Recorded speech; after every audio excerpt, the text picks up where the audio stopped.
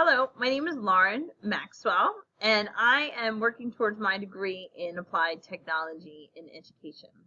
The reason I'm taking this class is it is the final class towards my required classes for my degree, and I'm also looking forward to using all of the knowledge that I've gathered over the past year and the courses I've taken to implement a technology initiative that will benefit hopefully my school and my future students that I haven't met yet.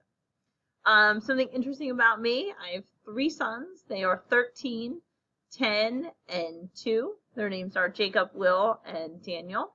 Some things I like to do in my free time include reading and cooking, and I'm looking forward to having some free time when I'm finished with school so I can get back to those things. I'm looking forward to working with everyone again, and I can't wait to meet all of you. Have a great day.